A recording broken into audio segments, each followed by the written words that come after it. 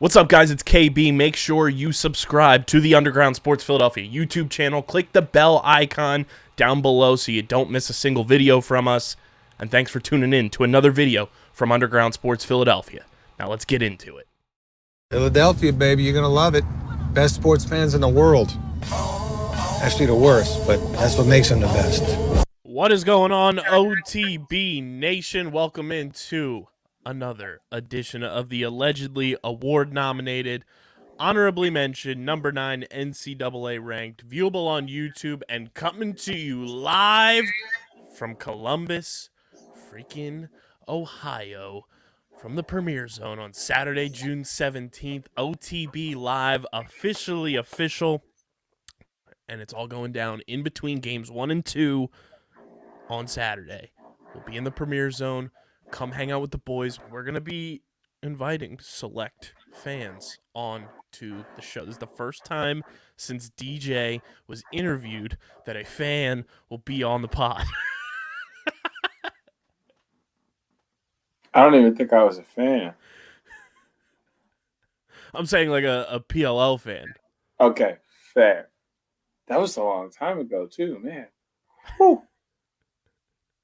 First fans ever on the pod will take place on Saturday, June 17th.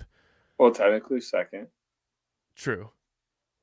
But And potentially first OTB fans that are in Columbus. Fair. So come on out. We're going to have a blast. Big thank you to the big homie, Mike Rabel, Grace Hamilton, and the entire PLL live event staff who gave us the green light. We are very, very thankful, very, very grateful, and hopefully do not disappoint. Looking forward to it. I hit send on the graphic, and I wanted to throw up because it was like that like good anxiety and good nervousness overcame my body, and I was like, what are we doing right now?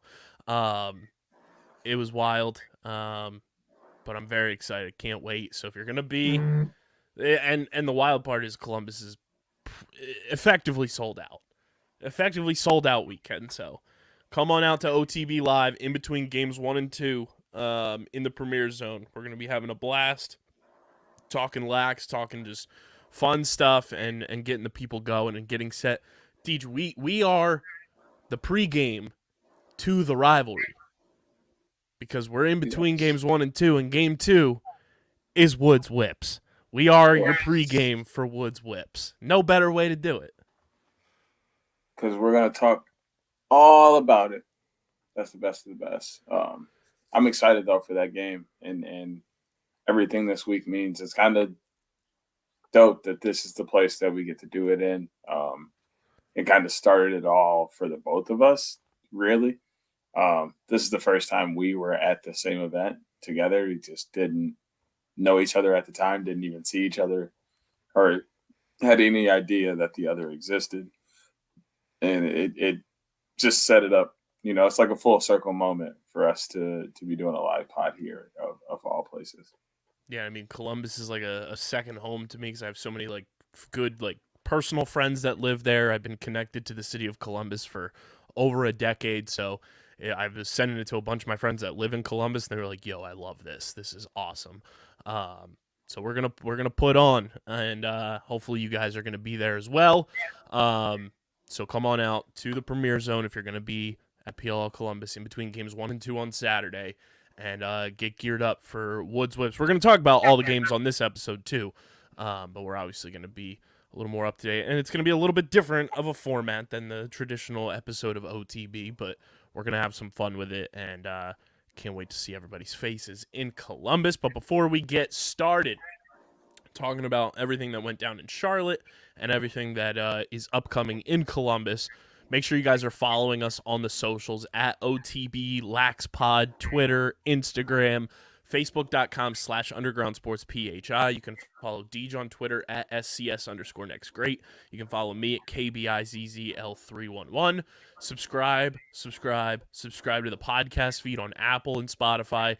Leave those 5-star ratings and reviews. It does go a very long way for helping the show continue to grow. It's a big reason why we're getting to do OTB Live is because you guys subscribe to the podcast. You guys love the content we put out every single week. So go subscribe if you're new. I know we've been getting a ton of new Instagram followers lately. Shout out to TLN because the TLN bump is real. So go subscribe and leave a 5-star review on Apple and Spotify, and subscribe to the Underground Sports Philadelphia YouTube channel, youtube.com/@Underground Sports Philadelphia. That is where OTB Live will be located if you're not in Columbus. We are going to record everything, put it up on YouTube, so you will be able to see everything that goes down in the Premier Zone, which is very, very exciting. And you're not going to want to miss it. So go subscribe to the YouTube channel, youtube.com/@Underground Sports Philadelphia. YouTube just updated a bunch of their provisions too, Deej, to monetize your channel. You can get partial monetization. We are right there. We have the subscriber count for the partial monetization. We're still on that road to 1,000 subscribers. Still trying to get to 600 by the end of the month for sure.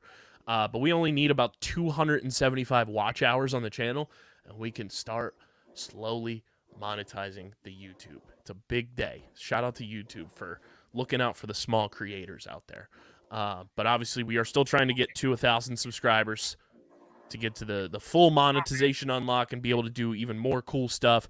And of course, on that road to 600 before the end of June. So help us get there. YouTube.com/@Underground Sports Philadelphia. We're currently at 514 subscribers. So go subscribe, be a friend, tell a friend, and also go get your merch. You want to support us in another way that is direct and effective and unbelievable.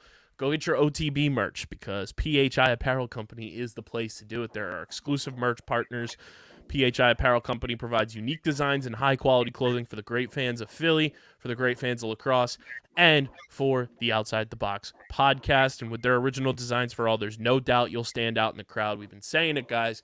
We want to see you wearing OTB merch at these PLL weekends. Tag us when you get your merch. We want to see where you're rocking it from. We'll retweet it. We'll repost it. And make sure when you guys go to check out, use our promo code UNDERGROUND for 10% off any and all orders. That's how they know you're coming from us, and that's how you get that sweet little discount as well. So go to phiapparel.co, use code UNDERGROUND, and get 10% off any and all merch orders. Deej, what's poppin', brother? You've got news.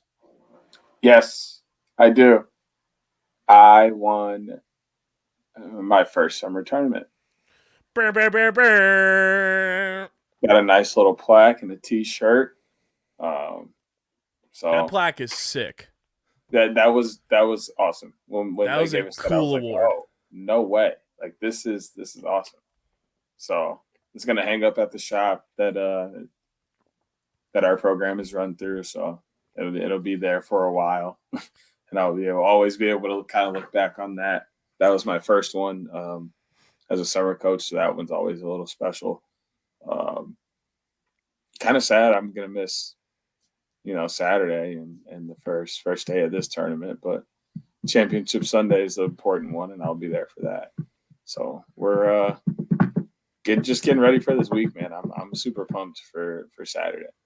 We have so much going on this week. I'm gonna be in Columbus, Ohio for like 9 days.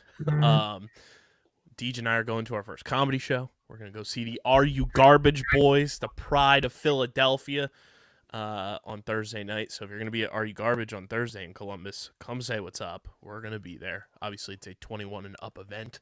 So if you are going to be there, come say what's up. We're going to be there figuring out if we are garbage and a big old piece of trash. Trash.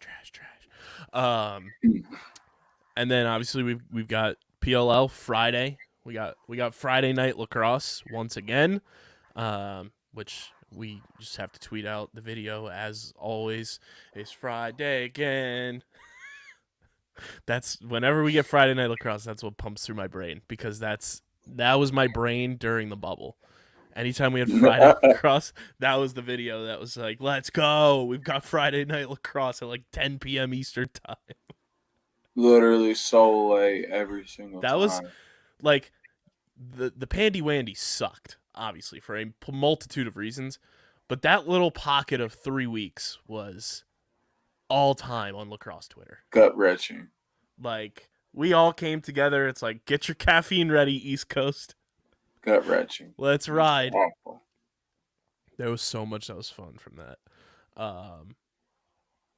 But we've got 4 games to recap and everything that went down in Charlotte. Charlotte looked like a blast. So if you were there, drop it in the YouTube comment section. I want to hear your experience from Charlotte. Got to give a shout out to that group that made the PLL for Charlotte shirts too. That's dedication. They were handing those shirts out to people. That was fire. I'm totally on board with Charlotte having a team when they go city base. I think it makes a lot of sense. It kind of covers a bunch of like the growth down south for lacrosse. It's a good spot for it. I think, the stadium that they play, was it a American Allegiance Stadium or something like that? They get numbers since they started going there. So Charlotte looked awesome and very envious of everybody that got to go because it looked like a blast. But takeaways from Charlotte, Deej, we had a number of games that were quite the spectacle. We only have 2 undefeated teams left. Those are the Archers and the Redwoods. Remain undefeated as the Archers trounce Chrome. Hand up. Not that I ever underestimated the Archers, because you guys know they're like our league pass team this year. Of the team that you should watch for just like pure fun and elation. They tip of the cap to the player of the week, Brett Dobson. He was fantastic. At one point had like a 91.6 save percentage against that Chrome offense, and still somehow Jackson Morrill popped off and was unbelievable at the same time that Brett Dobson was having the game of his life so far in his young career. Archers win 12-7. Redwoods win 10-9 in a game that, if this happens last year, I think you and I both agree Redwoods don't win that game. Water Dogs got off to a 6-0 start early, and the Redwoods find a way to go on a 5-goal run of their own from the end of the first quarter to the second quarter, and then just dig and claw, and shout out to the boy, Mr. Kirst himself, had himself a fantastic game in this one. But I think you and I both agree, Redwoods 2022 don't win this game.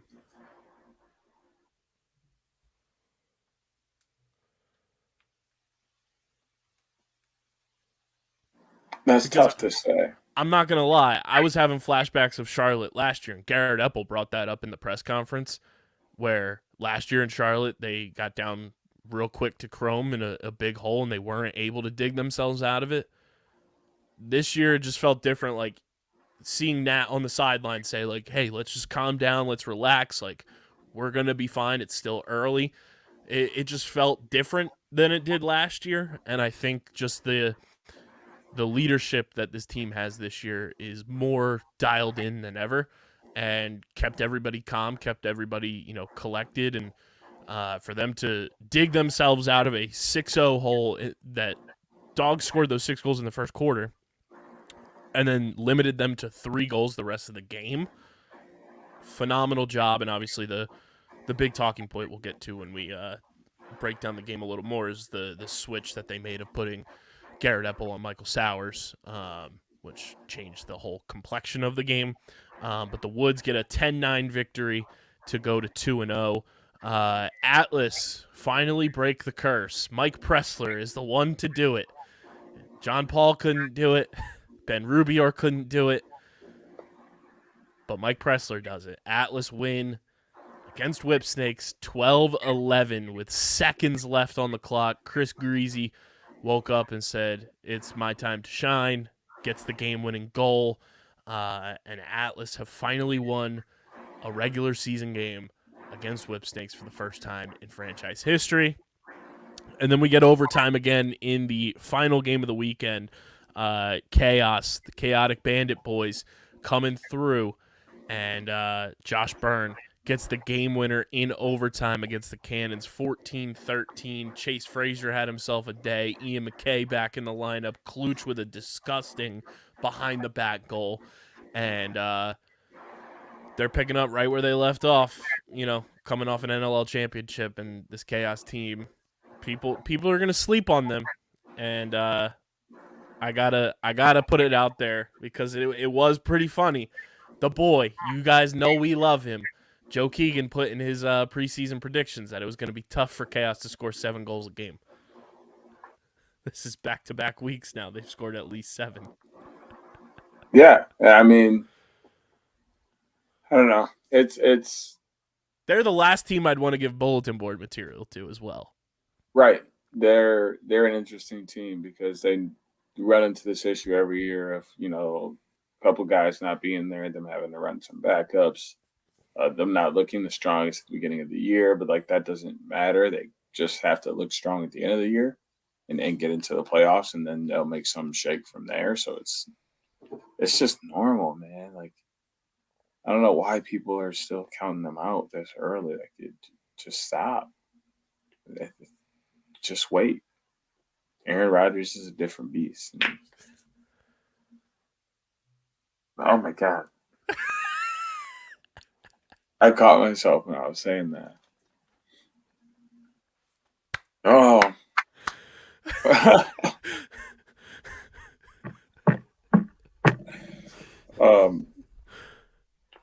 Buddy, I'm going to need you to RELAX. Yeah, you're right. But no, yeah, they're just a different beast when it comes to winning games when they need to and playing ball their way. And now that they're back and healthy, it's just the matter of having tough conversations. I think that's the main thing PLL Charlotte has done. I got a chance to talk to Nat this weekend, actually. We ended up being at the same tournament this weekend. His little guy was playing as well. And he said that was like the big thing is he's got to look at who to play this weekend. That's now the Woods problem that they have is they kind of have figured out their defense, although Owen Grant's going to be coming back soon and he's going to get some opportunity to play down there, but that doesn't change up too many things. He just has this rotating list of midfield that he has to decide on who to play with every week. And that's going to start to be a hard decision. And then he's got guys coming back, Ryan Lee, Eli McLaughlin, Charlie Bertrand, all either coming back from injury and or NLL. So it's like you got a lot of pieces moving and going around here. And if you kind of look at every squad, they all like made moves today with guys being available from the visa issues and other issues as well. So it's a lot of moving pieces for. Yep, I saw that as well. But there's a lot of moving pieces for like every team right now as these guys move on across rosters and on different lists. There's going to be a lot of tough decisions being made, and that's kind of the motto of post Charlotte that I've been seeing across all the teams really for as far as coaching and what they pulled out of the game. Because, I mean, win and loss, you get the little small things that, you feel you could change or do better or look at as game changers. But overall, there isn't much to talk about when it comes to the game. All the learning points and adjustments now at this level are minute things like changing the roster because this lineup didn't work. Yeah, I mean, you look at the two teams at the top of the table right now, which I'll break that down for everybody if you don't know it. Like I said, Archers and Redwoods, only two remaining undefeated teams, and can still remain that way going into week 3 if they win their matchups against Chaos and Whipsnakes, respectively. So it's Archers at the top due to score differential. They have a +8 score differential. Woods right behind them at a +2. Then you have Atlas, Water Dogs, and Chaos all at 1-1 with 0 score differentials. As the Golden Knights, breaking news, have won the Stanley Cup, beating the Panthers 9-3 in Game 5. So yeah, Atlas, Dogs, and Chaos all with 0 score differentials, all 1-1. Chrome also 1-1, but have a -4 score differential, Whipsnakes and Cannons both 0-2. Whips have a -2 score differential, and Cannons have a -4. Here are my biggest takeaways from Charlotte. I have 3 big takeaways. One, the Archers are who we thought they were, and they're only going to get better because Challen Rogers is back this week. That team, we were so fucking right about them, Deej. They are so fun. Chris Bates looks rejuvenated, and this team is going to be a problem, especially if Brett Dobson plays even like 60% of the way that he did against Chrome in Charlotte, because he had the game of his life, and he looks poised to have a very strong year this year. That's my takeaway from the Archers. The Redwoods are back.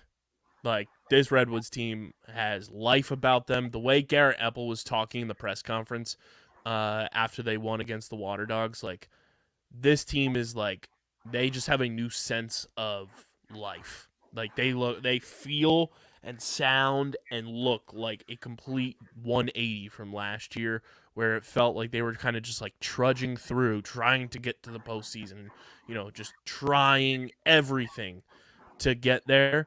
I feel like they have a new lease on life this year with the way the offense is moving. The defense looks locked in. They're only going to get better as well because Eli, Ryan Lee, and Owen Grant are all coming back either this week or next week. So that's my takeaway from the Woods. The other takeaways I have, the big one, we've talked about this through text.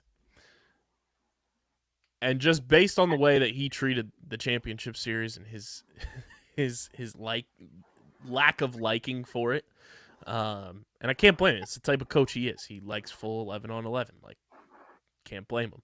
I think Jim Stagnita, if you want to put your tinfoil hats on, everybody, Stags is soft tanking right now, just enough so that the Whips finish with the 5 seed. Miss getting to the championship series so he doesn't have to go to it again. And then we've seen the Whips perform well in the postseason out of the 5 seed before. Went to a championship game as the 5 seed. It's not foreign territory for them. I think Stags wants to avoid the championship series altogether as badly as possible. And that's why the Whips are 0-2. Yeah, I mean, I think it's kind of a crazy idea, but it wouldn't be too far-fetched. I mean, why not? You got a couple rings already. Now you can bolster the squad. I mean, and like you mentioned, he already doesn't like the setup and how it works. So that's my it kind of tinfoil plays hat in. theory. I mean, he kind of said it as well. So. Yeah. It's kind of a two-way street there. Any big takeaways for you from Charlotte?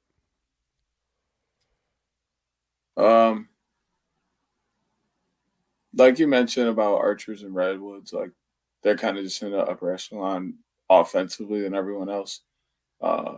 Especially looking at this Redwoods offense, it seemed like Junior was the missing key component in this and the missing part.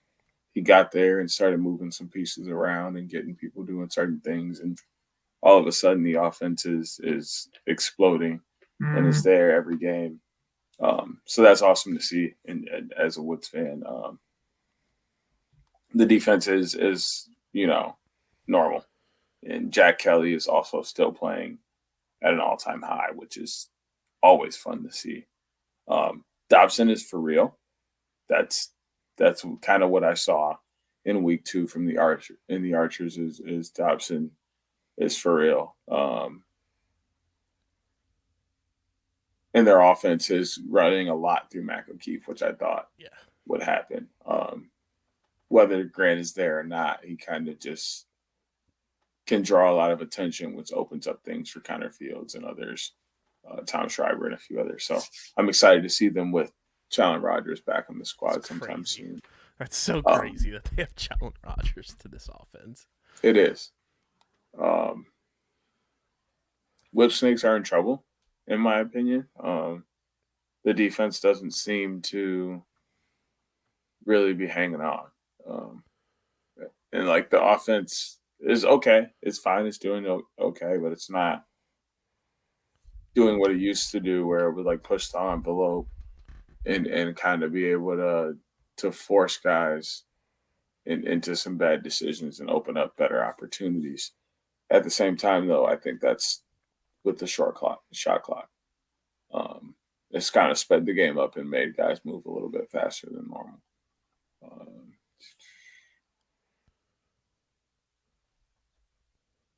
Also, shout out Nick Rowlett for first goal of his career. I'm in the complete opposite boat of you, by the way, of the Whips. I think their offense is what's kind of fluky right now.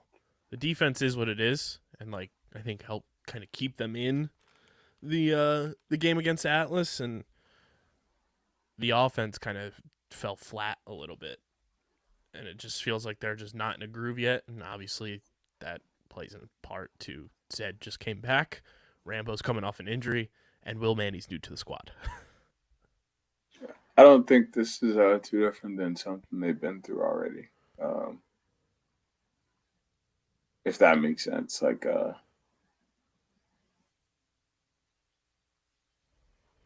kind of just they're this is so hard to explain. Like they're used to being this defensive team that keeps them in games, but the offense has always been able to like have that opportunity that they create off of mistakes or a few opportunities throughout the game that gets them in the position to be, winners more often than not. The offense isn't really doing that anymore, but the defense isn't coming up with those same stops at the end of the game that they used to either. So now it's a mixture of both. Almost like the offense has kind of always been that way, where it's been up and down, and there were stretches in the game where they couldn't score.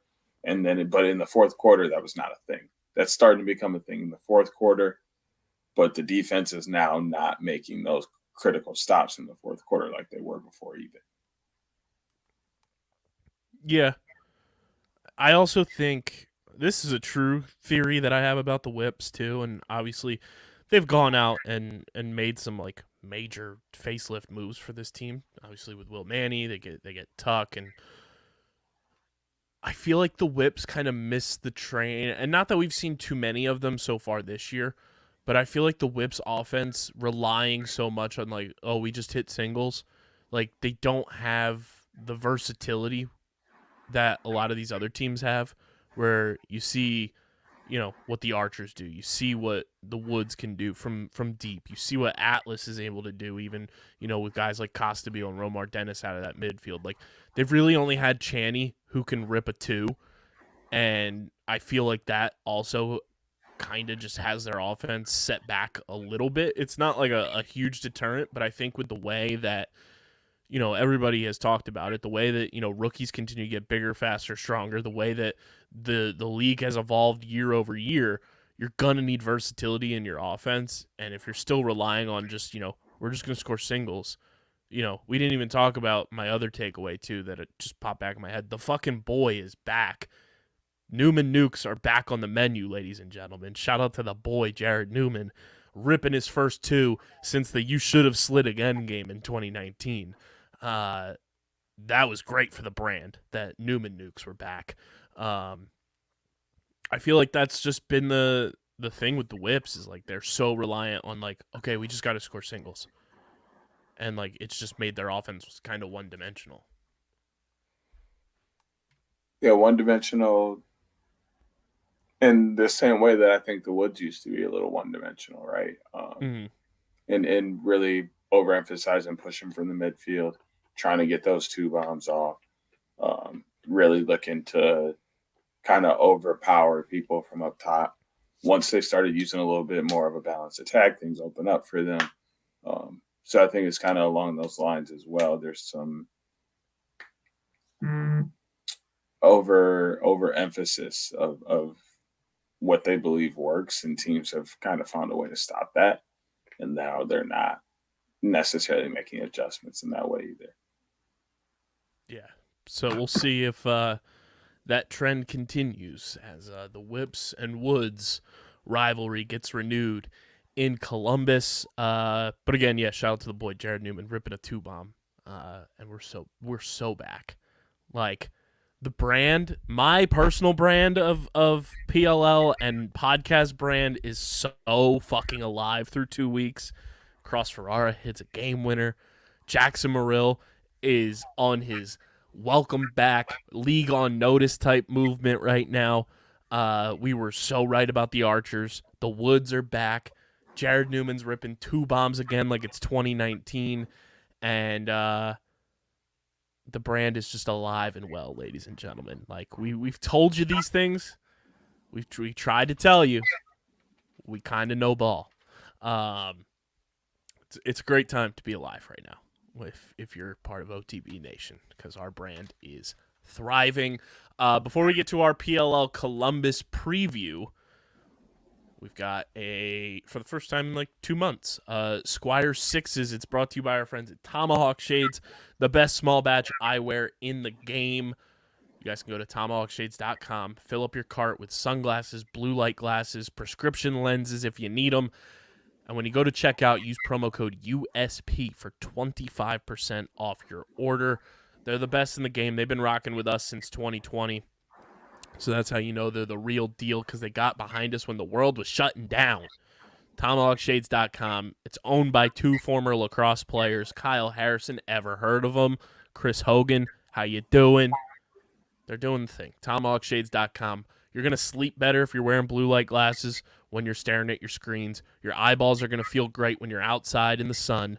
Deej, I know you're wearing them when you're coaching all the time. You got your coaching-specific Tomahawk Shades. Yep. I got specific ones for everything: driving, chilling, working with the computers and all of their kind of screens, watching film, and then coaching. So whatever it is that you got a need for in shades, Tomahawk can get you covered. I got the blue lights on right now if you're watching on YouTube. I'm going to wear them for the entire Squires Sixes because I just felt my eyes like burning. So just put these on and I'm like legit already feel better because my eyes are not being strained. So go to tomahawkshades.com, promo code USP for 25% off your order. It is a Squires Sixes. Shout out to the boy Colin Squires. It is rivalry week. It's fitting that Colin plays for a team involved in the rivalry. But we got 2 rivalry matchups this week in Columbus, both on Saturday, believe it or not. Archers Chaos and Redwoods Whipsnakes. So in honor of the rivalries going down on Saturday, as we are sandwiched in between them for our live podcast from the Premier Zone, we're going to do a Squires Sixes of best rivalries in sports. Now, Deej, do we want this to be team versus team specific, or do we want to add in player versus player and have some fun little wrinkles to this? I'm cool with some wrinkles being thrown in. I'm glad you said that because I have some fun wrinkles in my head. I forget who went first for the last one, so in honor of you winning your tournament, I'll give you the honors of picking to go first or second. I'll go second. All right, I'll start things off. My first pick for best rivalry, it is a homer pick, but it's an obvious one, and it is a globally known one. I got to go Eagles-Cowboys. That is a known rivalry in the NFL space, and for anybody who is not part of that rivalry, Eagles-Cowboys is a rivalry that is more so the fans versus the fans. And yes, the players hate each other and everything. But our true NFL rivals, if you're an Eagles fan, it's the Giants. Because of geographic location and just the history between those two teams. Eagles-Cowboys is it's a great rivalry, but it is elevated due to the fans and the phoniness of these so-called cowboy fans that live in the tri-state area that claim the Cowboys for whatever reason because they're goofballs and they think they are part of this elite group and they are more fans of a brand than they are of a team. But I digress. I am going to take Eagles-Cowboys as my first pick. I think I'm going to go along those same lines with something that's nationally known. It's labeled the game. Can't go wrong. Michigan, Ohio State. Really, in whatever sport it is that you choose, they're going to battle, and it's going to be a hard-fought game. And there's pure hatred no matter what, whether you're a fan, alumni, playing in the game, a coach. If you have any tie to either one of the schools, it is pure disdain. The whole entire month that game rolls around, there's just disdain. It's a good one, and me not even being the biggest college sports fan, that's a rivalry that I think transcends just the zeitgeist of college athletics. That it's like the pop culture space, kind of like Eagles Cowboys does. So great pick. My number 2 pick, I'm going to stick in the Philadelphia world, obviously, because it's what I know and love. But another phenomenal rivalry that gets the blood boiling every single summer. Hate when this team comes to town. I hate their fans. I hate their colors. I hate their stupid stadium. I hate their stupid apple that pops out. I hate the players on the team. It's Phillies Mets. Phillies Mets is a rivalry that is obviously more so localized between Philly and New York, but it was really elevated to the bigger stage in 2007 when the Mets were 7 games up in the division with 17 games to play, choked the division away, and started the run for the Phillies to go on their nice little run from 2007 to 2011 of just unbelievable success during my childhood. And Phillies fans hate Mets fans. There's a reason that hashtag LOL Mets exists. And I think it's a rivalry that, it's the National League version of Yankees Red Sox, although, that's obviously a rivalry in and of itself. But Phillies Mets is my next pick.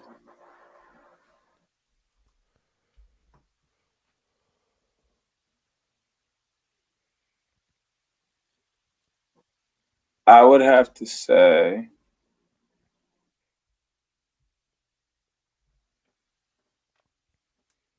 Isaiah Thomas versus the Dream Team. Oh, that's a good one. Because the rivalry started really during the regular season all those years when Isaiah Thomas was giving it to him and was talking a lot of smack during the game while he's giving him, a 32-point triple-double. Guys aren't liking that. Now they don't want him on the squad when it's time for the Dream Team. And then that turned into, some other on-court antics through the 90s.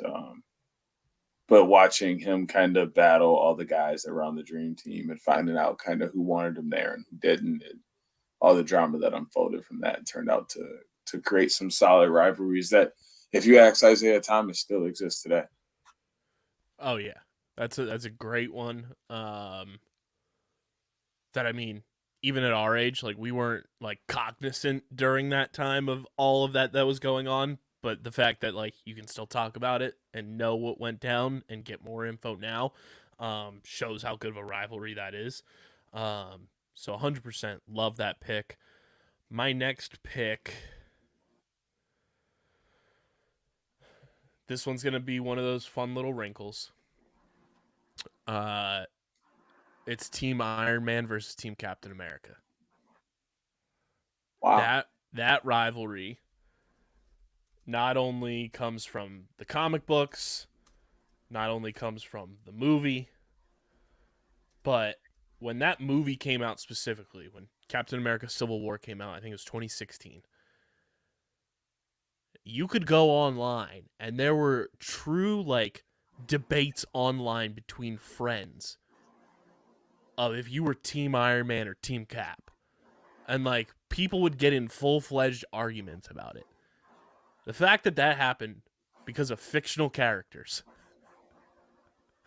shows you how strong that rivalry was. So I got to go Team Iron Man versus Team Cap.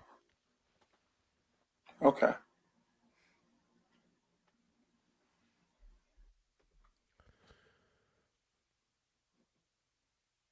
I think I gotta go. Plankton and Mr. Krabs. Oh, that's a great one. That's a great one. Good pull. Like he's done all kind of things to get at that recipe, and he just sometimes he did get it that one time. And just, oh man, there's just so much that adds to that. Literally 20 plus years. That's a great one. Good pull by you. That's a great third round pick. Yeah, it is. I am going to stick in the pop culture television space for my fourth pick.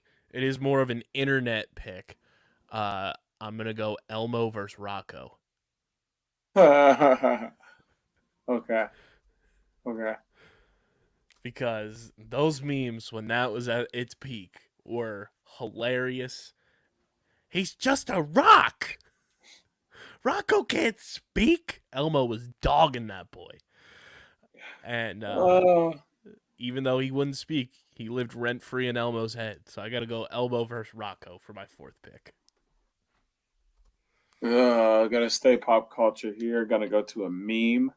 And I'm gonna go pink shirt, blonde girl versus the white cat.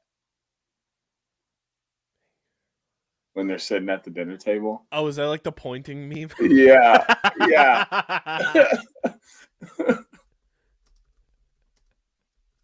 There's just like every time I see that, it's just that's the incredible. funniest thing ever. That's a good one. That's good. My next pick, I'm gonna go to the music space, and it's not the pick that I think a lot of people are going to assume. It is kind of the new age version of it, in a way, but online it was unreal. It led to so much internet beef. I gotta go Drake versus Pusha T. Oh wow. Yeah. Okay. That was a rivalry that led to so many like boxes of Pandora opening that it created so many riffs and unbelievable banter online. So I'm gonna go Drake versus Pusha T. Well, honorable mention before I get into my last is Jay-Z and Beyonce. Them creating that rivalry and beef with Lemonade and 444 to just boost their sales was top tier business entertainment. Like they really fooled the entire world into thinking they're about to get a divorce just to boost their sales. Like I can't even be mad at them. they really did it. Like that's that right there. That's smart. But my last one I'm going to go back to the. You still got two world. more. Oh well, because it's 6. That's even better. Second to last one here. And going back to the sports world, going to do the chaotic Bandit boys and Dylan Ward. Good one. Seeing that so often. I guess I can throw another honorable mention here. LeBron and the Warriors. I was thinking that one too. Yeah. That 4 years where he had to get over that hump a couple times. It was nice to see. Love the Bandits versus Dylan Ward.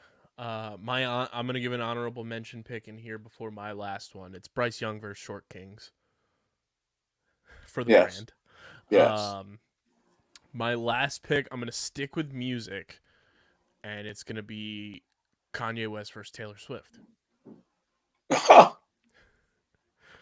Because Taylor Swift won in the end, and that battle spanned over a decade. I I got to ride with T Swizzy on that one. So Kanye versus Taylor Swift. What a rivalry that was. You want to talk about Beyonce? I know, right? I'm gonna go Kanye versus Taylor Swift, and obviously I tipped a pick earlier, Yankees Red Sox, but that's kind of a given on the Right. list there of rivalries. That's kind of like where you pull from. But Deej, your final pick. Um,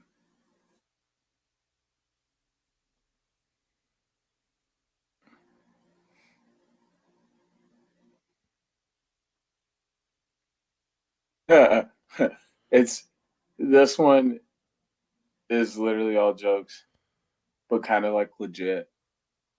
It's a 12-way rivalry in zodiac signs.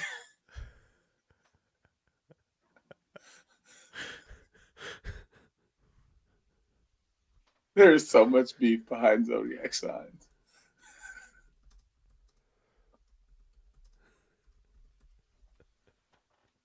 You I ever thought you were been gonna. told? You ever been told, "Oh, I can't talk to you. You're at blah blah blah." No. Good for you. Good for you. It's bound to happen one day. Hopefully not.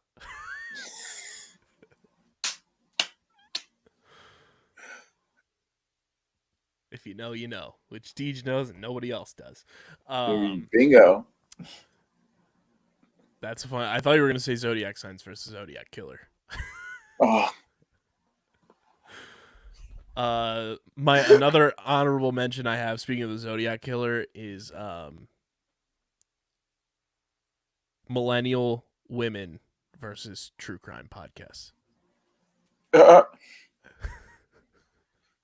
They love it for all the wrong reasons, oh yeah. and that Oh makes it a yeah. rivalry. It's a love hate relationship. Um, my my other honorable mentions will be I just had one. Oh, this is all in good fun. Dan Orlovsky versus Seasoning.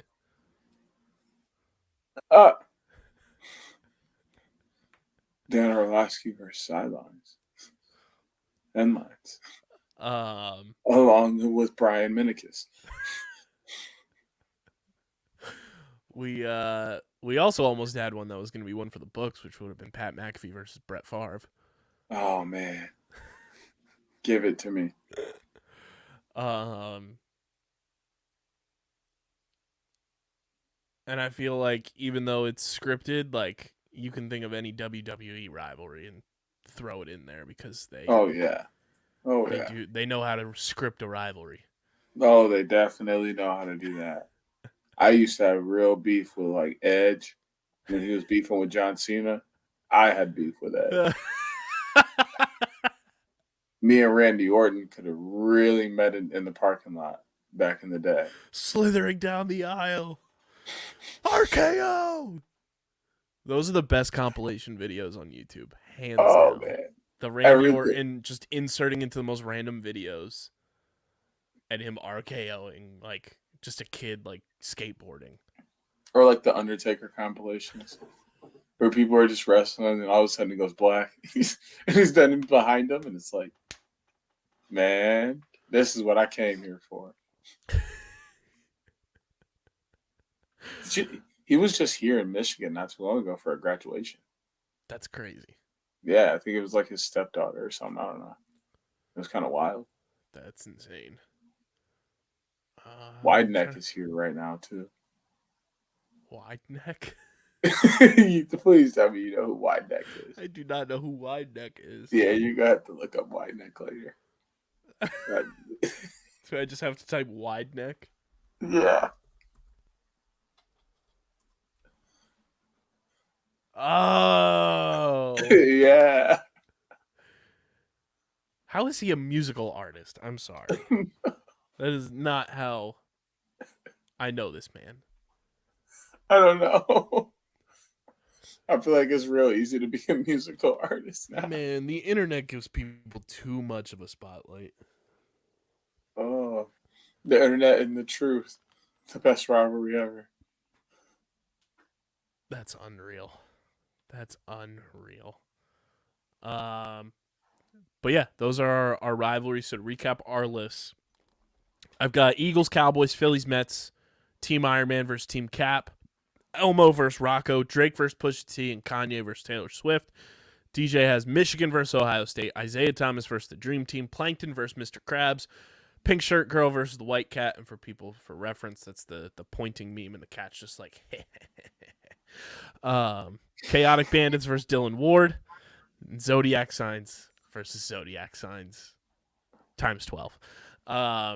In the YouTube comment section, drop your top rivalries. We want to see what you guys have. We'll read them on next week's show, or we'll read them at Live OTB in Columbus. So leave them in the YouTube comment section. Tweet them at us.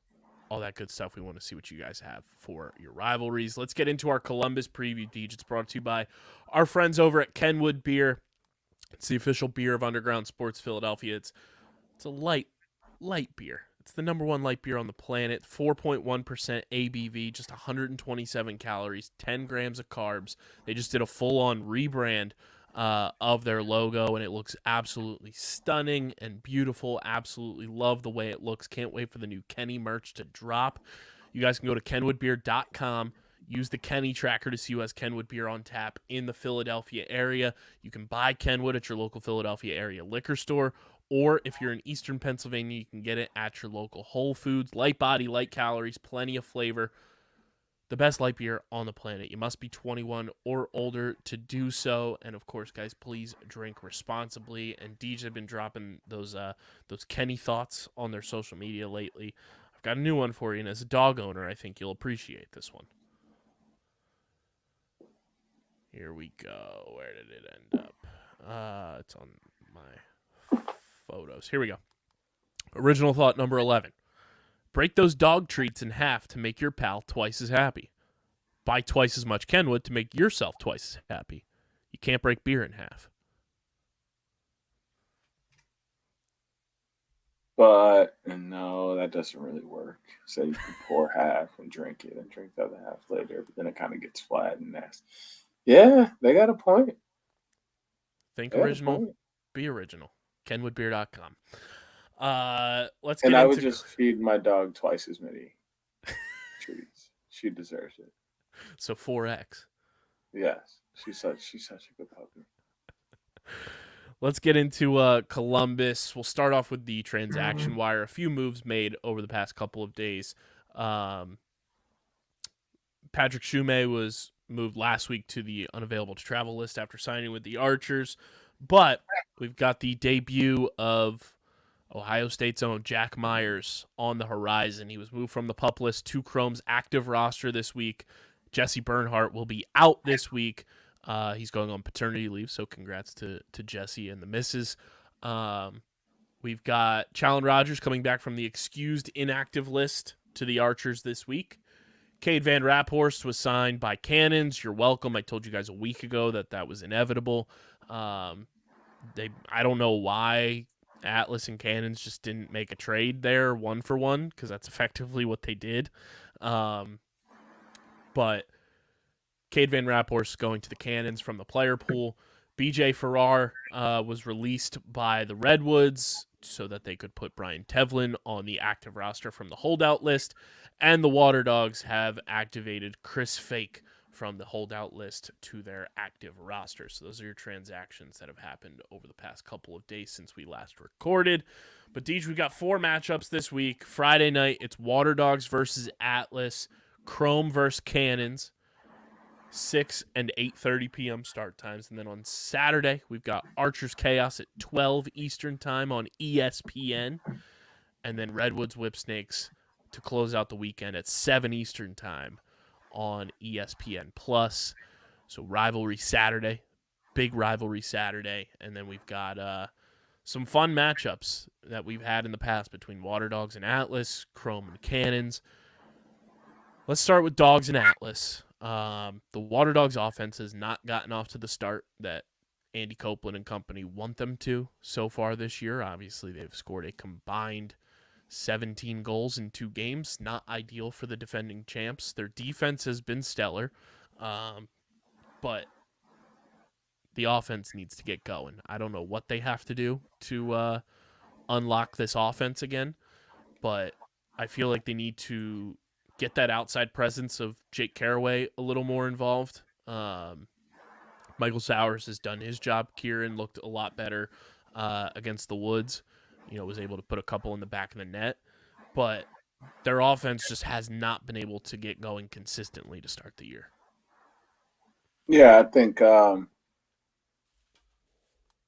they've kind of gone away from some of like the ball movement aspects and some of the pick and roll aspects and 2-man game stuff that's gotten them to be successful in the past, and kind of trying to go about a new identity offensively after getting some new pieces. But I think those pieces kind of just replenished what they had lost and kind of set them up to continue to run the offense they had already had before. So I think they should just go back to that and kind of see what happens for them. But I agree. I think defensively, and James Riley did well at the stripe last week. Matt DeLuca did great in net, not only last week but the week before as well. So they kind of have all the other pieces there. They just have to figure out what they're going to do offensively. And I think the answer is going back to being super fast with the ball, moving it quickly, sending a lot of cutters through, and doing a lot of 2-man action. Yeah, so we'll see if they can figure some things out, but it's not an easy task. This Atlas defense has been pretty damn good to start the year. The rookies have looked good. That's kind of been the storyline across the board for all of the rookies who have played so far in the PLL this year. I think it's going to be a challenge at the stripe this week for the Water Dogs. Obviously, it's always a challenge when you draw Trevor Baptiste in any matchup, no matter who it is. But I think Atlas, coming off a win, finally getting over that hump of beating the Whip Snakes, is going to give them a bit of a confidence boost now for the next couple of weeks, I think, to really let them play loose and kind of be themselves offensively. I think this is going to be a real test for the Water Dogs this year. This week, I mean, is seeing how they perform against this Atlas team, because I think what Atlas do really well are things that will exploit some things that the Water Dogs have been struggling to do this year. And I mean, we may be completely wrong. It may just be some wrinkles that they're smoothing out, and the new offense that they're putting in may spark off in the next week or two, and then they'll be right back kind of where they were the year before. So there's a lot of moving parts that could go into this, and I just don't know what it is that has them looking so different than last year. And I would assume Dylan Ward's going to be in net this week too. He's officially back. May he was on the sideline in Charlotte with the iPad, and from the sounds of it, it sounds like he's probably going to be back. I mean, I would assume, but it's tough because DeLuca has actually played really, really well. I think that's obviously just going to be a conversation that Cope has had with Dylan Ward over the past couple of seasons. Like, hey, you feel good? All right, you're going to play. But I think it'll be one of those things that, and that's no slight to Matt DeLuca either. I think it's just one of those things where you're playing against this Atlas offense. You're going to want to have Team Canada's goalie and an all-world goalie and Dylan Ward in there. So we'll see, if he's playing or not. I would assume he is. We're obviously recording a little bit early because by the time you guys are listening to this, we are in Columbus. But that's going to be an interesting matchup, and I'm intrigued to just see some of the adjustments that the Water Dogs go and make going into this matchup against Atlas. Then we get Chrome Cannons. Chrome coming off a tough loss to the Archers. Cannons looking for their first win of the year. This is a different Cannons team for sure than it was last year. Like, they're 0-2, but they've played well as an 0-2 team, where last year you couldn't really say the Cannons in a lot of spots played well as a team. They're playing well as a team. They're just, not coming out on top in these first 2 games. And obviously the last game they played went to overtime. So it was that much of a close call for them to potentially get their first win since week 1 of 2022. Chrome not going to have their defensive captain with Jesse Bernhardt out, but I think this is a good if there was any matchup for Chrome to be coming off of a loss and going into, I think this is a good one for them. I think they do a lot of things well to neutralize what this Cannons team is showing us so far through 2 games. I think they have the advantage at the stripe. And I think they're gonna take that loss to the Archers pretty personally, and the Cannons might be in trouble because they're gonna be on the opposite end of a lot of angry shots from this Chrome team. Yeah, and I mean, I wouldn't take the Archers loss too personally. That's a tough team, and they're really good. And you look back at that game, it's not like the Archers blew them out or anything like that. It was. By personally, I think it's going to be one of those. I mean, there were a lot of shots that in a traditional game, if Brett Dobson's not on sicko X Games mode, they're going in the back of the net. And I think that's just the frustration of we should have had that game. That kind of feeling. I'm definitely agreeing. Just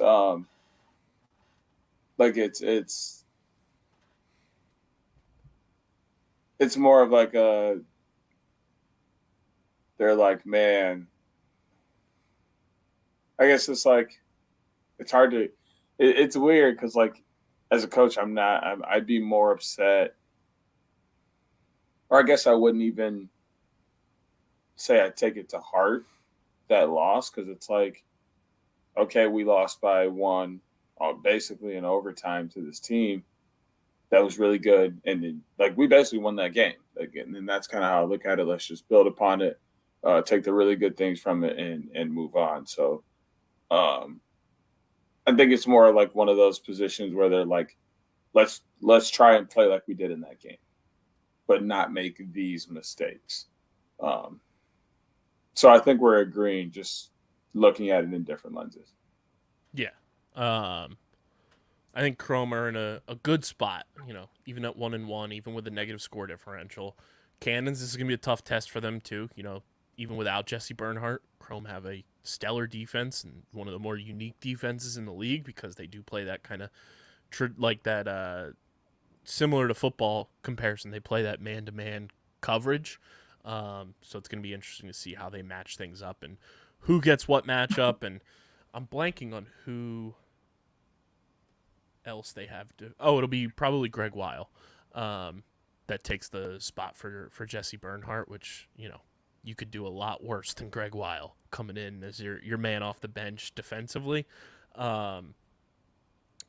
If you were Pseudo and company, who are you putting Greg Weil on matchup-wise? With obviously JT and Mike Manley as your other defenders. Well, do they have another LSM? They have 4 LSMs. It's Eli Salama, Nick Grill, John Geppert, and Troy Hettinger. Maybe you give one of those guys a shot and you move Nick Grill down. That's also an option. Mm-hmm. I think they'll rotate some stuff based on how game flow goes. But if they do go with Greg,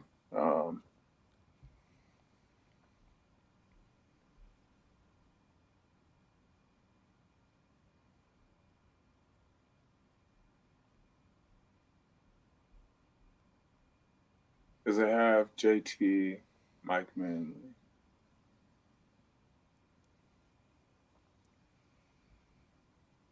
Marcus. I think JT pulls the Asher as their main primary dodger and ball handler. JT normally takes that guy and looks to shut him down.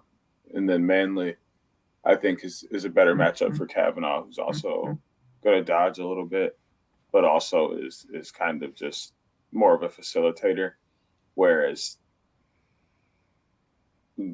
Greg is more of that guy who's going to just be in the right place at the right time, and that's what you want against a shooter like Marcus Holman.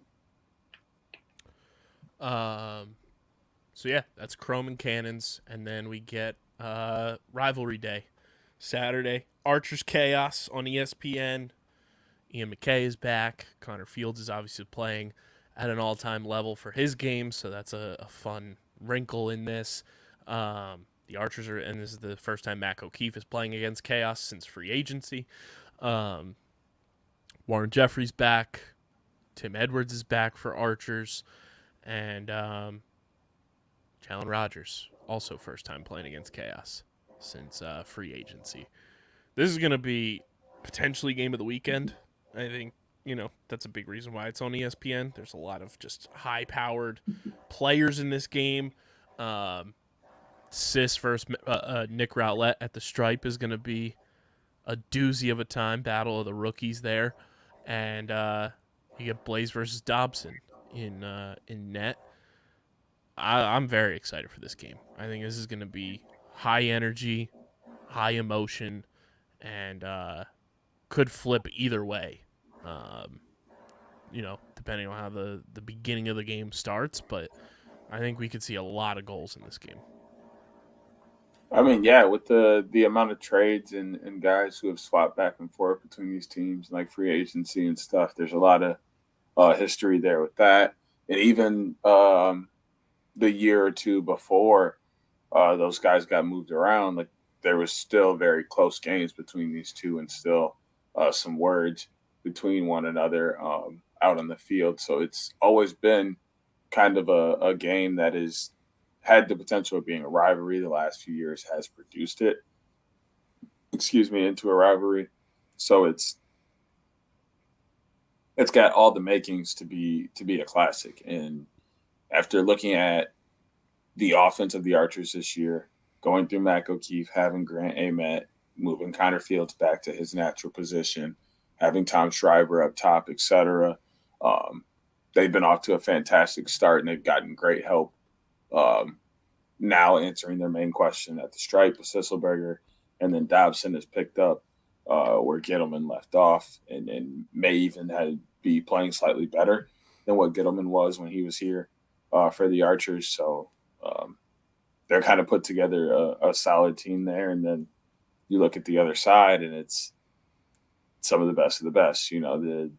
These guys are excited coming off of a championship, and then they come right in and win a tough overtime game against the Cannons. And you got arguably the best goalie / player in the world on the other side with one of the best defenses in front of them.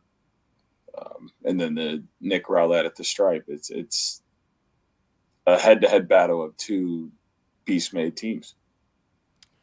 I'm looking at the Archers roster right now. I don't know how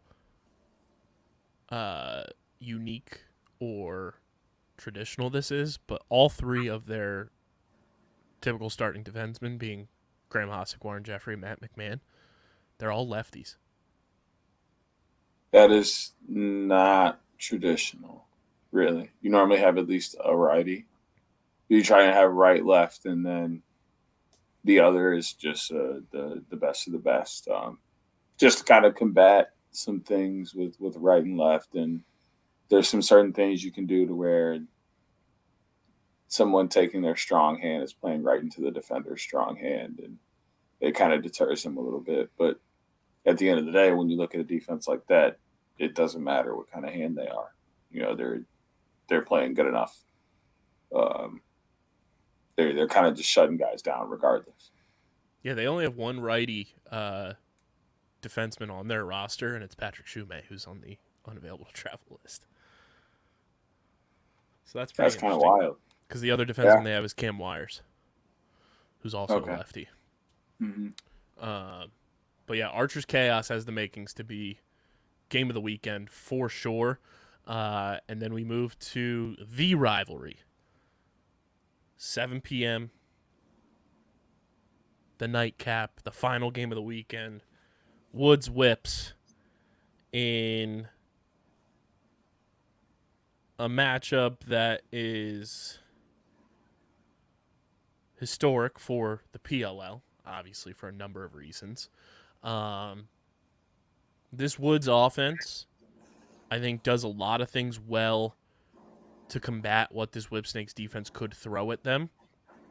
I'm intrigued to see how Chris Collins schemes with how well, obviously, he knows Matt Rambo, but now with Rambo and Will Manny out there, seeing how he uses this Woods defense and who gets what matchup against Will, Zed, and Rambo.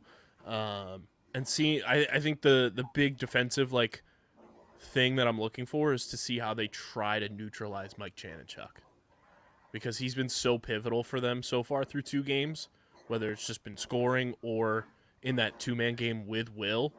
I think that's going to be a big thing to kind of put emphasis on in this game, is neutralize Channy from the midfield, because he's obviously their lone 2-bomb threat on a consistent basis, but also just the chemistry and 2-man game with Will Manny makes Will that much more lethal.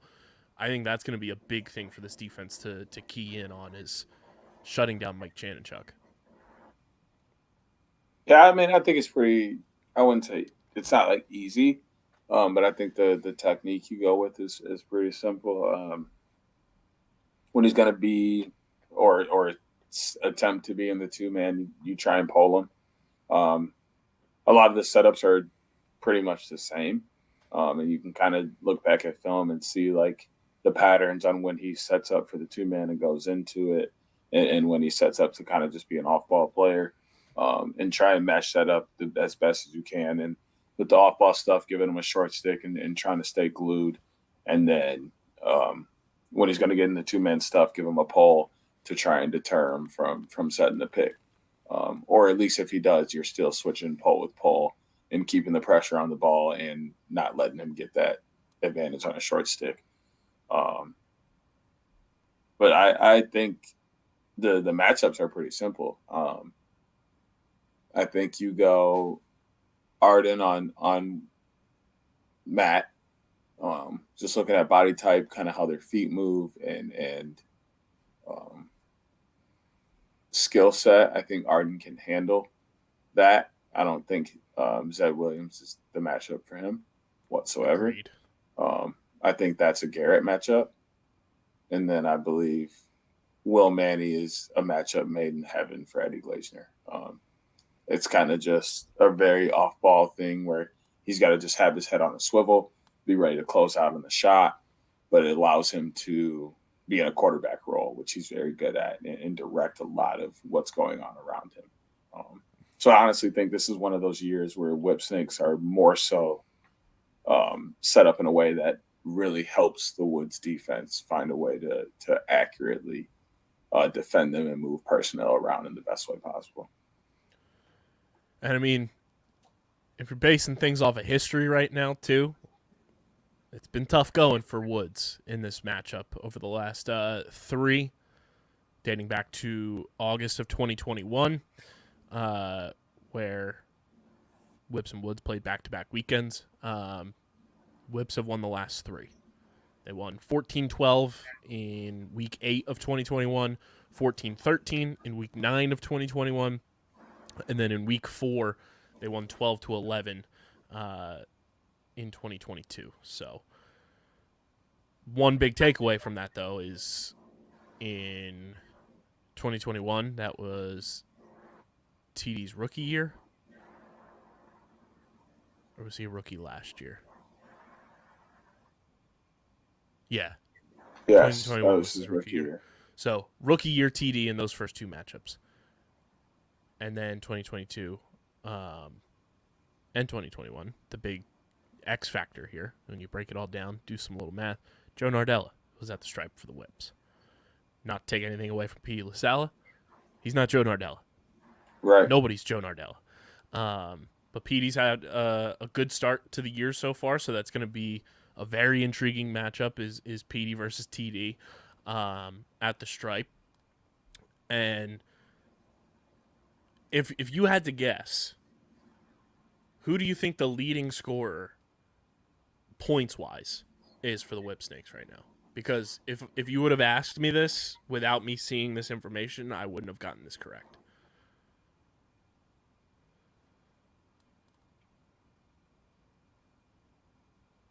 Tucker? That's who I would have guessed too, but no. Okay. Give me a sec. I'm trying to think of like who Tucker's else. taking the most shots on the Whipsies. Right. It's not Mike. Nope. Who else is in the midfield line? It's not a midfielder. Is it Will Manning? Because it's not No. Matt Rambo. It's Matt Rambo. You. Oh, but he has like 9 assists or something, right? Like He's got 4 goals, 4 assists, that's it. leading the team with 8 points. That's Granted, not good. the Woods leading points getter is also 8 points with RP3. Tied with Ryder, who has 8 1-point goals. But I wouldn't have guessed Matt Rambo was the leading scorer in terms of points for the Whips. That's a Not at all. quiet 8 points. Very quiet. I mean, Very good for him. You guys know we love Matt Rambo here. Like, he's the homie. But I wouldn't have guessed that. Like, I know he's gotten his assists, but I would have guessed what you said, Tucker or Channy. Good for Rambo. But that just shows, like, you got to have somebody on Matt Rambo now to neutralize what he's able to do. And I think the other big takeaway here right now is Garrett Epple is going to be a huge X factor in this in terms of causing turnovers. He leads the team with 6. Whip's leading cause turnover getters, Tim Muller with 2. I mean, he leads hold the on. PLL. Yeah, if you can hold on to the ball for the Woods offense and then allow Garrett to cause turnovers and create havoc on the defensive side of things, they're going to be in good shape, I think. I agree.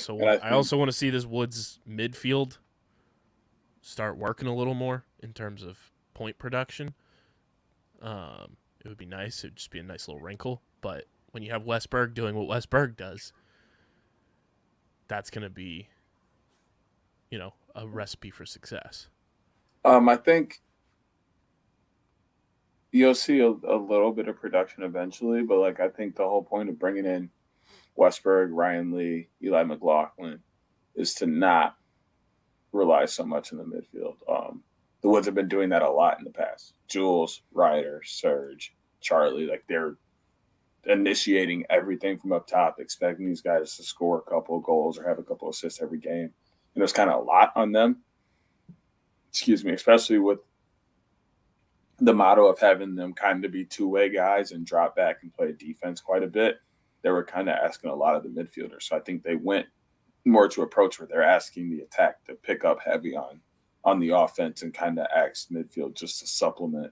So I think what you're getting in production-wise from them, where you're getting kind of 1 to 3, 1 to 4 points from the midfield as a collective unit, is what you're going to see in general. I think last week was a little bit better for them in terms of, I think it was closer to 5 to 7 because, I mean, Cole Kirsch himself had, I think, 2 goals and an assist, giving him 3 points, or he had like 2 goals, which was 2 points. But still, there's going to be stuff like that where one player from the midfield has a really good game, and then there's a guy here and there that has an assist or a goal as well to push that number up to 5 or 6. But I think you're hovering more around 1 to 4 and expecting this attack unit, which is really good no matter what 3 you put out there, to kind of put up closer to 6 to 8 points a game to supplement the 1 to 4 that you're getting from the midfield. Yeah, it's going to be a fun matchup. I'm looking forward to. I think this is the closest that these two teams have been like equal in a lot of aspects in a long time. And, the Whips are hungry, so you can't count them out of being in this one. And the Woods are trying to stay at the top of the table or towards it. And it's going to be a fun weekend in Columbus, which, Deej, I think that brings us to the old Pix Pond. And we can feed some ducks because it's time for our PLL Columbus Picks of the Week, powered by Trophy Smack.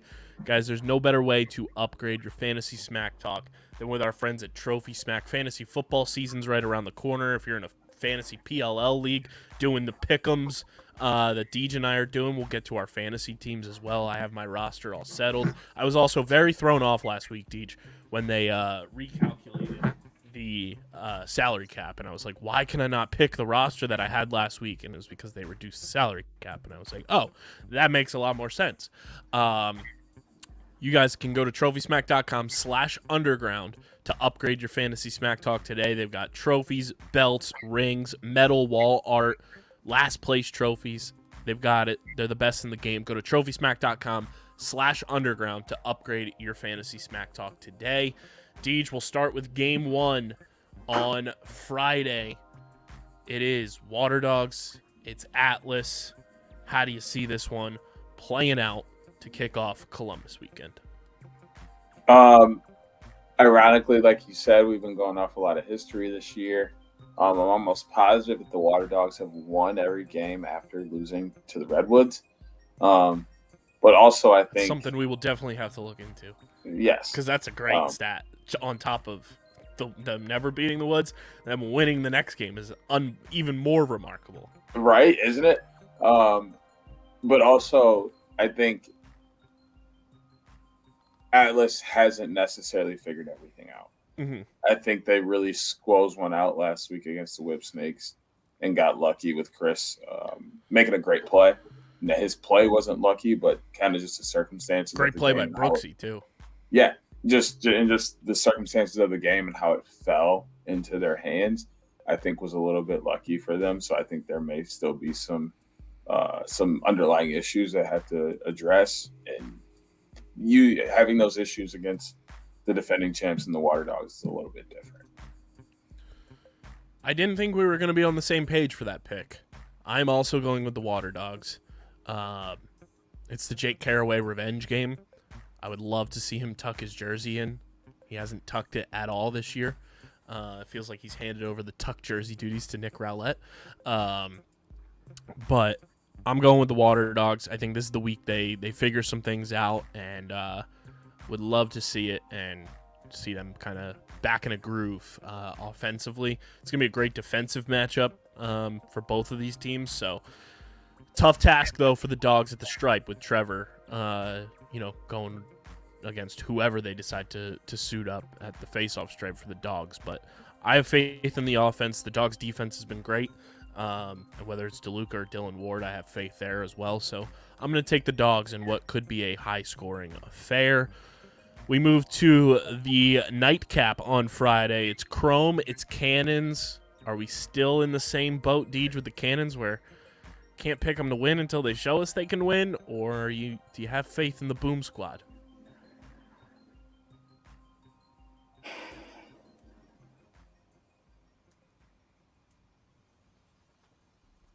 I think Chrome has been too good this year.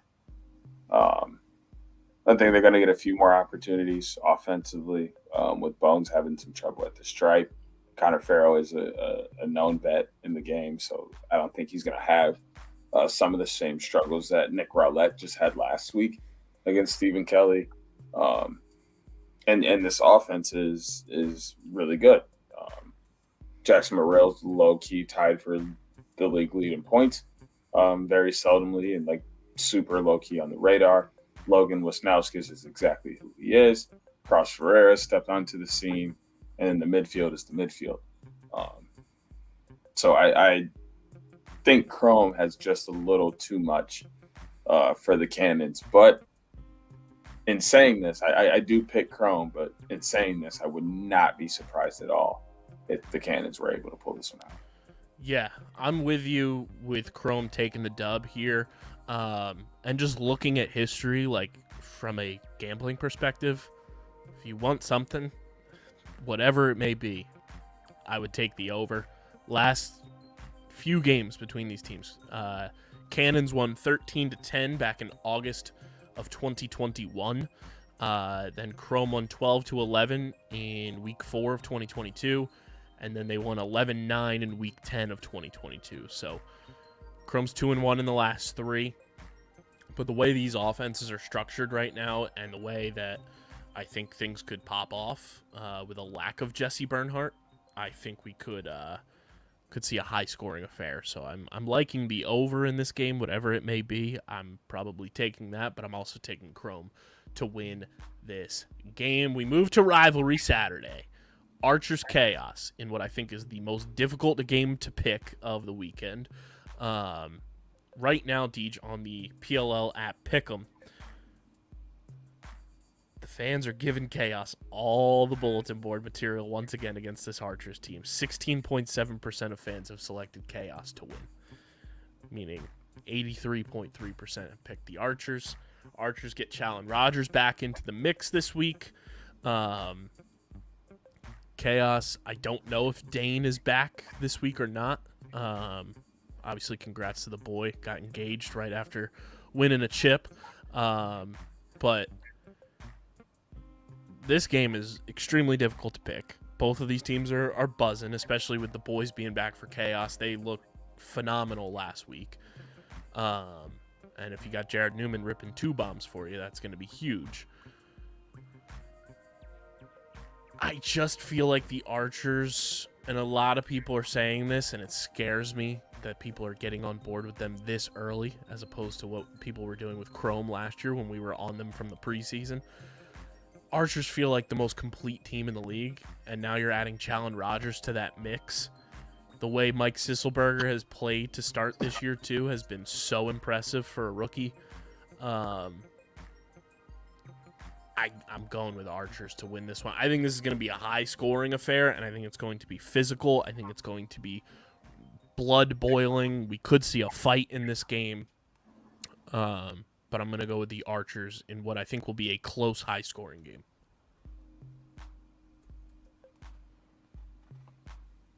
I had to go Archers as well, as it pains me, but I think they're just kind of in that position where I can't pick them until they give me a reason not to.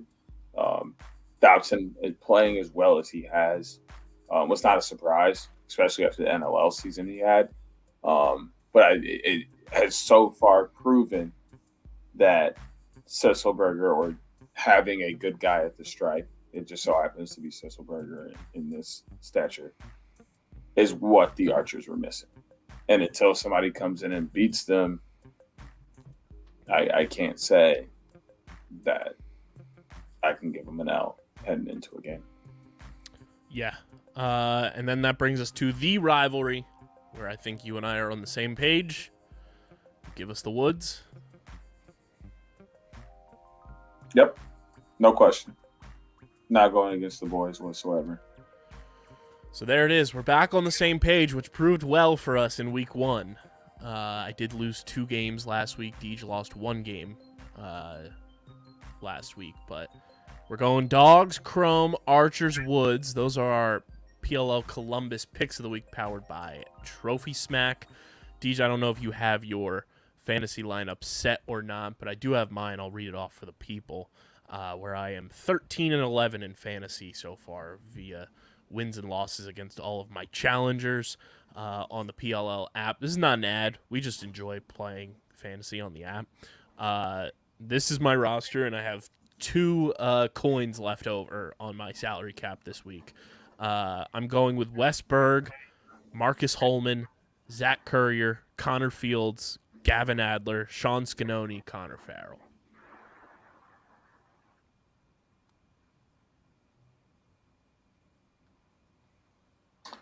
I am setting it right now. So give me just a second. Connor Fields at 25 feels like a ridiculous steal.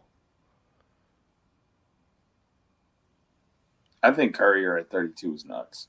I'll tell you that. I said that as well. When I was Currier building my at 32 lineup, is I was like, nuts. can I get Currier in here? And I could, and that was crazy. Wes Berg at 28 is beautiful. And I think Connor Farrell's due for a big bounce back this week. And him only being at 11 is real nice.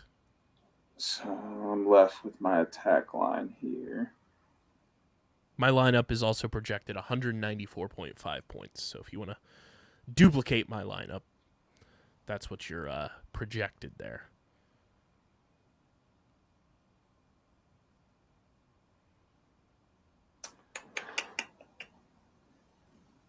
This is tough. I'm 0-2 against Aiden Ballcombe. I need to win against him this week, which I'm not projected to because he's got the most ridiculous lineup, and I don't know how he created this. I think he may have gotten bonus salary cap because listen to this lineup he has, Deej. Jeff Teat, Zed Williams, Zach Courier, Tom Schreiber, Garrett Epple, Dylan Ward, Mike Sisselberger. I feel like he paid an extra $4.99 somehow through some sort of storefront to get more salary cap because that's crazy. Okay. My biggest question I'm doing with myself right now is, do I match you and take Westberg? I can't. I know what I'm going to do. Okay. Also, I got to give a big shout out to Gavin Kohler, who is one of my challengers this year. He's got a great fantasy team name. Nats Logs. Oh, that's sick. That's sick. Go crazy. I like that. Okay, got my squad now. At attack, I got Teat and Garnsey. I pulled the trigger on Garnsey. It was between him and Berg because it's a whips game. And if we know anything about the whips and Ryder Garnsey, he pulls out his very best, and he always plays well. And to get him at 26 this week after being 50 last week and kind of having a down game, I think is a steal. He never has 2 down games in a row, and he's playing the whips. So lock and load. I love that. And then Teat is Teat. He's going to go out and do his thing. Like, you kind of can't stop him. He's that guy. He's reached that echelon where he's going to get his, and you kind of just have to let it happen. Pulling out big bucks here for your boy Jackson Murrill. I think he's had a fantastic season so far. He's not looking to slow down anytime soon. And going against this Cannons defense and Adam Gittleman, which have been okay this year, but still working out some wrinkles, I think he has an opportunity to have a really good game. And then, like I said, Courier at 32, I think is a steal. I also think this next guy is a steal in Liam Burns. Only 8 points on the week. I thought it was a huge, huge steal. And he's been playing absolutely. He's kind of one of those sneaky guys who has tons of cause turnovers, ground balls, and can get out in transition and possibly get a goal or two. Like last week, it didn't seem like he did a bunch, but he had 20 fantasy points last week. And that's kind of just one of those sneaky guys. And to get that production this week would be crazy if he was only 8 cap points. So I'll take the shot on that. And then going back to Chrome, picking up Connor Farrell. It's kind of been my MO this year to take the guy that's going against Stephen Kelly because he's been struggling, and it's kind of been working off there at that spot. So I'm going to stay with that, and especially with him only being at 11 cap points. I thought that was solid. And then Sean Scanoni as well. So my special teams is going to be all in that Chrome game and how well they play. But Sean Scanoni has been really good all year already. It's my MVP. You know what I'm saying? You did throw that out, that he would have a really good year this year. Looking at his 2 games, he had 15 points in a warm-up game against the Whip Snakes, then popped off last week in what was one of the best games of the week in Archer's Chrome, and had 33 points in that loss. So I think he'll only do better this week and possibly surpass that 33 depending on how many shots he sees. And maybe he's able to throw a deep dime and get an assist or something, you know. So great. That'd be great for the brand. That would definitely be fire. So I think I got a pretty solid score. I got 4 cap left over, and my projection is 246. He's about to dust me. I think if Chrome, I'm going to put this out there for the people. If Chrome end up, let's see, if they win their next 3, I'm going to buy the Almost Friday Sean Scanoni shirt. Okay. And full send into my brand of adopting my Chrome picks. Also, I just realized too, remember last week or the week before when we were talking about how we predicted champions since Yeah. 2021. Total oversight by me, but it just popped in my head too. We didn't include that we full send predicted the championship series winner, which was Chrome. Yes, we did. That's right. Like We we did. predicted Chaos, we predicted Water Dogs, predicted Chrome to win the champ series. You got the Bandits, I got the Mammoth, and then you got Notre Dame for the college championship. We just know champs. Yep. I will say We know champions. D2 and D3 college really made me look like a fool. Yo, imagine if we just made a shirt that every well, I did pick Salisbury for the brand, so That's fair. we got that notch because couldn't go against Cross Ferrar. But imagine we just made a shirt every year of the pod. We just added us predicting the champion correct on the back. It's like a tour shirt with every city, but it's every champion. Another year. Or we just get a plaque and we just add the year and the champion. Trophy Smack. Let's make that happen. Holla at your boy. We just have it it's like a YouTube plaque, like the silver play button, but it's just we just continue adding to it. We get a silver trophy button for every champion we predict correct. Oh my god. Yes, I'm here for it. We just know champions. What can we say? Maybe that's a call that Champion should be sponsoring the pod. Because we know champs. We know champions. Uh-oh. You might be onto something. We might be onto something. Speaking of champion, the shirt. Hey-o. The shirt is fire. I'm wearing that in Columbus. I had to save it for Columbus. I mean, I'll wash it and pull it back out. Fair. But I've been waiting for Columbus to pop that thing on. But yeah, this is very comfortable, and it's got all the tour dates on the back. Champion's putting out some good merch. No free ads. I'm here for it. Absolutely no free ads. No free shout-outs, but shout-out. So pull up on the boy. Let's wrap up a little bit of transfer portal updates. It's the transfer portal, Deej. It is, in fact, the transfer portal. It's the Rick and Morty transfer portal.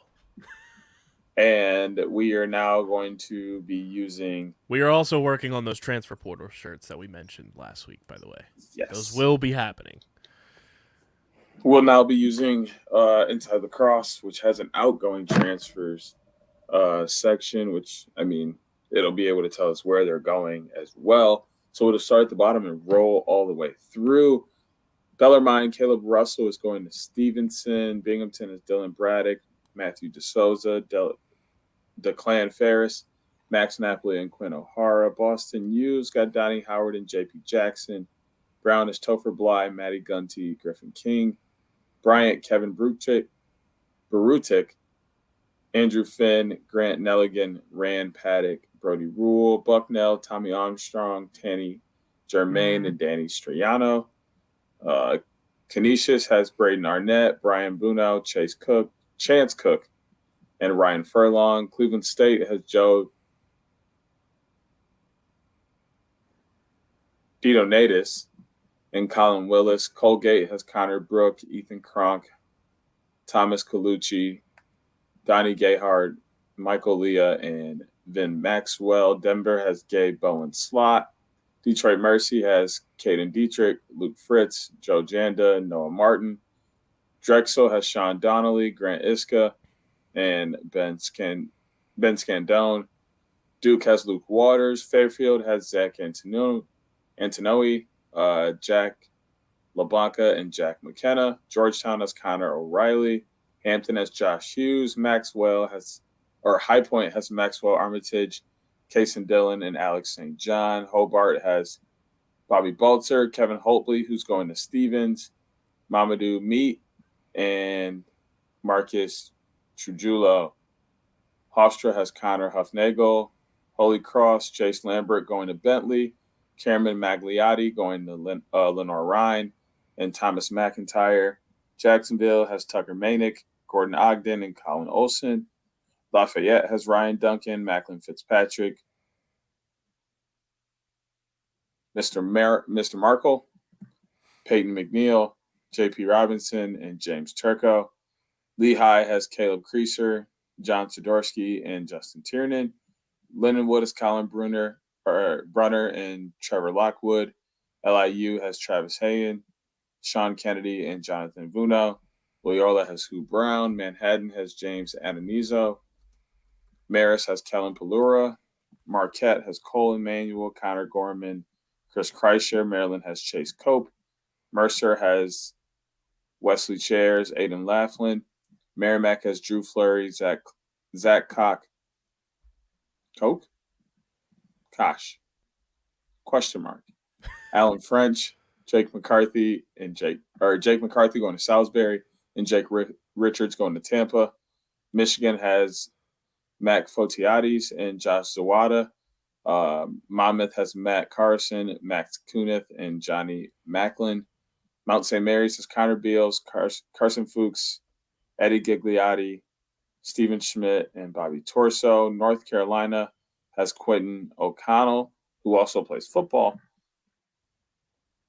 Interesting they have that labeled. Jeremy Hopsicker for Notre Dame. Ohio State has Matthew Fritz, James Hogan, who also plays football, and Richie LaCalandra. Penn State has Gerald Filardi Jr. and Tyler Kupirianchik. There's some interesting names on this list. Princeton, Luke Mariotti, and Alex Vardaro. Providence has Harrison Sweeney. Quinnipiac has John Ludina, Sean Padden, and Keegan Palmer. Richmond has Mitch Pfeiffer. Mitch Pfeiffer. Say that 10 times fast. Robert Morris. Mitch Pfeiffer. I need literally it's almost possible. Robert Morris has Carter Rum. Rutgers has Jonathan Dugino, Logan Mueller, and Luke Romanek. Sacred Heart has Nick Handy and Skylar Wild. Siena has Maximo Fenn, Sam DiCristina, Sam DiCristina, Chris Kiley, Stephen Renick. St. Bonaventure has Will McKay, Aiden Smith, Brady Widgebrants. St. John's has Matt Cleary, Zach Krug, and Caden Kirk. Syracuse has Brandon Avilas. Townsend has John Kirikoff, Connor McDonough, Reagan Manier, Andrew Milani, who's going to Tampa, and Devin Rasmus. Albany has Connor Finger, Trey Goins, Tommy Heller, Garrett Maxwell, Jack Pucci, and Keelan Seneca. UMass Lowell, Bradley Brown, Jake Davis, Connor Doherty, Sammy Doherty, Nick Harvith, J.D. Henniger, Ben Quinn, Ben Roberts, Christian Thornton, and Brian Wills. UMBC, Dane Armstrong, Davis Burleson, Talon Campbell, Tony Diallo, Mason Edwards, and Ricky Fertochak. Utah has Cole Brams and Drew Wasserman. Vermont has James Basil, Riley Bennett, Brooks Catlin, Charles Huntley, Stone Jacobs, Danny Manning, Tim Manning, Derek Marcillo, Eli Manning, Peyton Manning. Yeah. Mario Manning, Ham. And Arch Manning to top it off. Cooper Manning. The Manning cast. Bingo. Per Anders, Alters, Caden Paddleford, Colin Sharkey. VMI has Tim Lindenbaum, and Wagner has Brendan Higgins. We'll check back in at some point. And maybe next week we'll have some additives to the incoming transfers list, and we'll look at that list next week, which will have some names we've already mentioned transferring in and out of some places, and hopefully some added new names. That's the transfer portal, Morty.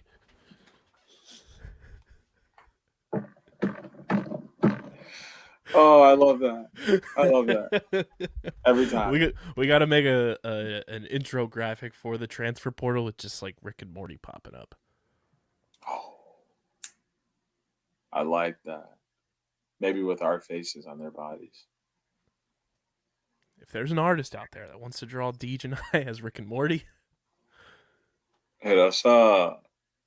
you would look kind of fire as Morty with the eye patch. Oh, okay. Okay. Or Rick with the eye patch.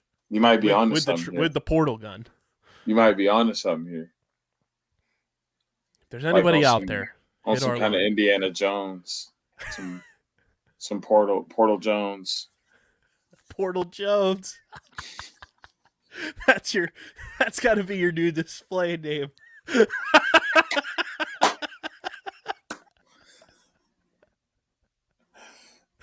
That sounds like the most devious spy name of all time. That'll be post PLL season display name.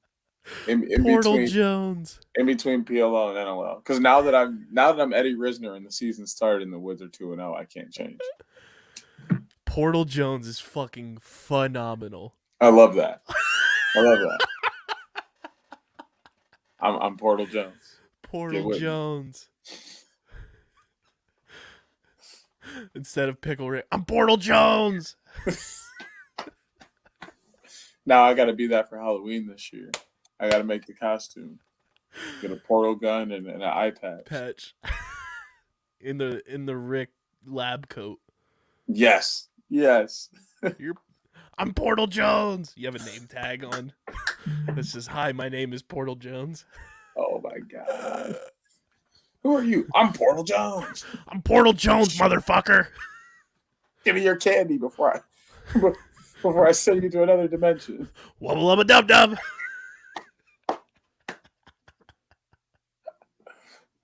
Oh my god. This is why we shouldn't be together.